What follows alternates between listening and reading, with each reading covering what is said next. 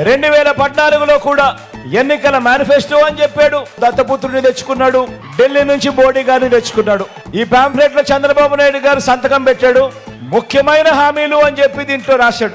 ఈ పాంఫ్లెట్ ప్రతి ఇంటికి పంపించారు. ఇందులో వీళ్ళు రాసిన విషయాలు: రైతులకు రుణమాఫీ చేశాడా?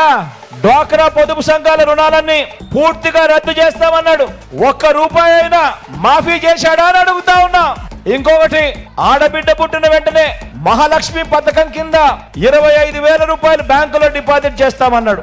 ఒక్క రూపాయి అయినా డిపాజిట్ చేశాడా అని అడుగుతా ఉన్నా మిమ్మల్ని అందరినీ కూడా. మరో ముఖ్యమైన హామీ: ఇంటింటికి ఒక ఉద్యోగం ఇస్తాం. ఉద్యోగం ఇవ్వలేకపోతే ఉపాధి ఇస్తాం. ఉద్యోగం వచ్చే వరకు నెల 2,000 నిరుద్యోగ భృతిగా ఇస్తాం. అంటే ప్రతి ఇంటికి 1,20,000 ఇచ్చాడా అని అడుగుతా ఉన్నా మీ అందరితో కూడా.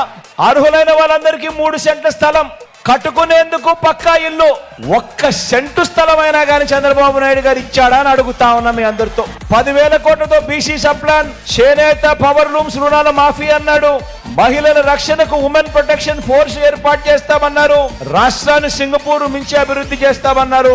ప్రతి నగరంలోనూ హైటెక్ సిటీ నిర్మిస్తామన్నాడు.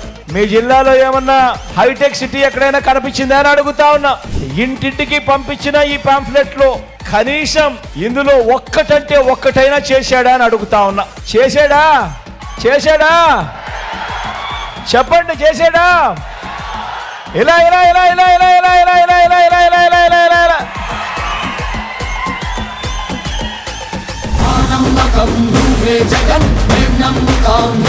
జగన్